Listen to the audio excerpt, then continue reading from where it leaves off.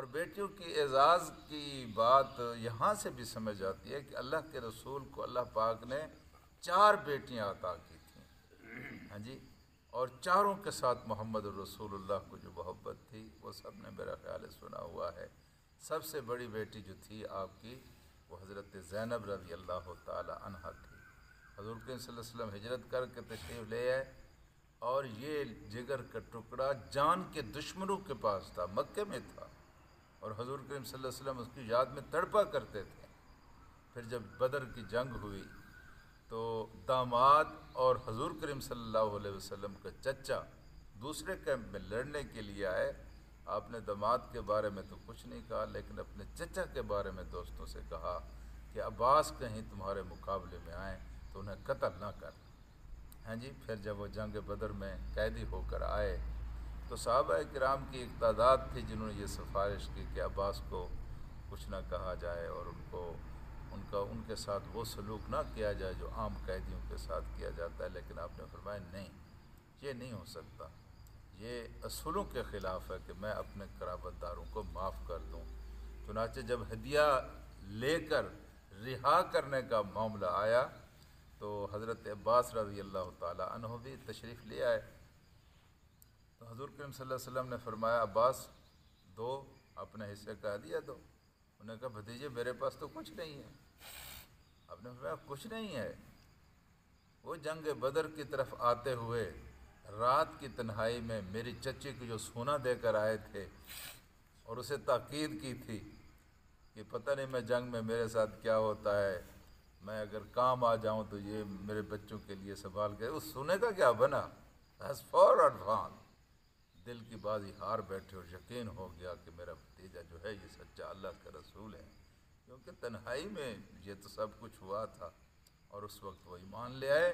لیکن آپ نے فرمایا سونا منگواؤ، سونا منگوایا گیا، وہاں سے سونا منگوا کر وہ سونا حضور کریم صلی اللہ علیہ وسلم نے ان سے وصول کیا، تب آپ نے حضرت عباس کو رہائی عطا۔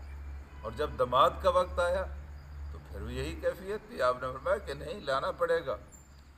انہوں نے کہا میرے پاس تو کچھ نہیں ہوگا، جو کچھ بھی آئے بھائی یہ اس وقت تک جان نہیں چھوٹے گی جب اپنے حصے کا ہدیہ نہیں دو گے۔ انہوں نے پیغام بھیجوایا کہ بھائی میری تو جان نہیں چھوٹتی، میری رہائی کے لیے اتنا سونا چاہیے۔ تو گھر والے اڑ گئے، بھائی تمہارا داماد ہے تو میں نہیں چھوڑتا تو نہ چھوڑے، اس کی اپنی بیوی جو ہے، اس کی اپنی بیٹی جو ہے وہ خود مصیبتوں میں مبتلا ہوگی، ہم تو کچھ نہیں دیتے۔ تو میرے عزیز دوستو، سچی بات یہ ہے کہ جب شوہر کے اوپر کوئی ایسا وقت آئے جب موت سامنے کھڑی ہوئی ہو تو سب سے زیادہ اس کی وفادار بیوی تڑپتی ہے۔ بے شک بیٹی کو بھی صدمہ ہوتا ہے، بہنوں کو بھی صدمہ ہوتا ہے، لیکن بیوی جو ہے نا وہ بالکل یوں سمجھتی ہے کہ میرے سر کے اوپر سے چادر، میرے سر کے اوپر سے سائبان اتر رہا ہے۔ تو اسی اثناء میں سیدہ زینب نے کہا کہ اگر تم کچھ نہیں دیتے تو مجھے جو ہار ملا تھا میرے والد کی طرف سے، میری ماں کی طرف سے، وہ ہار میں دیتی ہوں اور یہ لے جاؤ اور جا کر میرے شوہر کو رہا کرا کے لے آؤ۔ حضور کریم صلی اللہ علیہ وسلم کی خدمت سے جب وہ ہار لایا گیا تو حدیث کے لفظ ہے آپ کانپ اٹھے اور آپ کی آنکھوں سے آنسو جاری ہوئے۔ آپ نے فرمایا یہ تو سیدہ خدیجہ الکبریٰ کا ہار ہے جی، لیکن آپ نے پھر دوستوں سے کہا اگر تم اجازت دو تو یہ ہار میں ان کو واپس کر دوں۔ اور صحابہ نے عرض کیا ہم تو پہلے کہتے تھے کہ یا رسول اللہ ان دونوں کو آپ رعایت دیجئے۔ حضور کریم صلی اللہ علیہ وسلم نے وہ ہار واپس کیا، لیکن ایک شرط پر کہ اگر یہ ہار آپ کو میں دے رہا ہوں تو شرط یہ ہے کہ تم میری بیٹی کو میرے پاس بھیج دو گے۔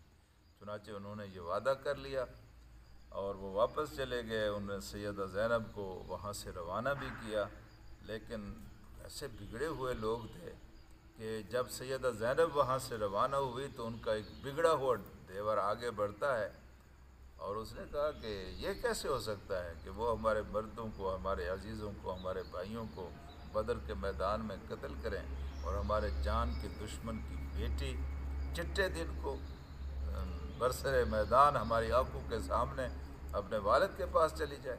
چنانچہ وہ وہاں سے اٹھا اور اس نے ایک کمان لی اور اس کمان سے سیدہ زینب کے اوپر حملہ کیا۔ آپ اس وقت حمل سے تھیں اور آپ گر پڑیں، آپ کا حمل ضائع ہو گیا اور پھر زخمی ہو گئیں، پھر اسی زخم کی وجہ سے ان کا انتقال ہوا۔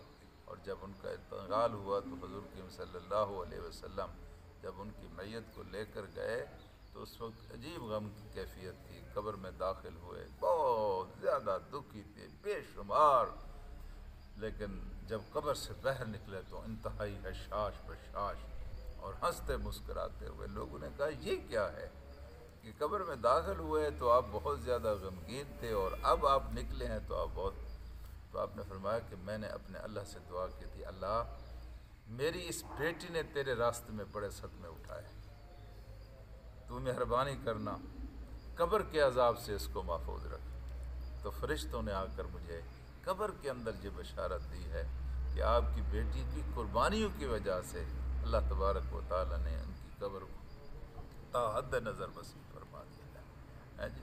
یہ حضور کریم صلی اللہ علیہ وسلم سیدہ ام کلثوم کے بارے میں آپ کی محبت بڑی نمایاں ہے۔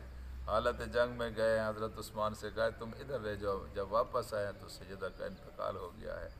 اور اسی طرح حضرت رقیہ کے بارے میں آتا ہے، بہت محبت تھی، بہت پیار تھا، یہاں تک کہ مال غنیمت میں ایک ہار آیا اور اتنا خوبصورت وہ ہار تھا، اس میں اس طرح ہیرے اور موتی جڑے ہوئے تھے کہ جو بھی دیکھتا وہ دیکھ کر دنگ رہ جاتا۔ آپ نے فرمایا کل یہ ہار میں اس کو دوں گا جس سے مجھے سب سے زیادہ محبت ہوگی۔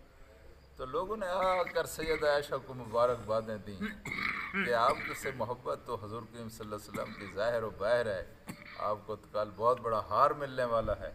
لیکن جب صبح ہار دینے کا وقت آیا تو حضور اکرم صلی اللہ علیہ وسلم نے وہ ہار حضرت رقیہ کو عطا کیا، سیدہ عائشہ کی بجائے حضرت رقیہ کو عطا فرمایا۔ اسی طرح میرے عزیز دوستو، جس طرح سیدہ فاطمہ کے ساتھ آپ کی محبت ظاہر و باہر ہے، آپ تو فرمایا کرتے یہ تو میرے جگر کا ٹکڑا ہے، اور جب وہ تشریف لے آتی تو آپ کھڑے ہو جاتے تھے۔ اور خود سیدہ فاطمہ کا طرز عمل بھی یہ تھا کہ جب اللہ کے رسول تشریف لاتے تھے آپ کھڑے ہو جاتے تھے۔ تو میرے عزیز دوستو، یہ ساری اللہ پاک نے فضیلتیں، اللہ کے رسول نے فضیلتیں بیٹیوں کے بارے میں بیان کی ہیں۔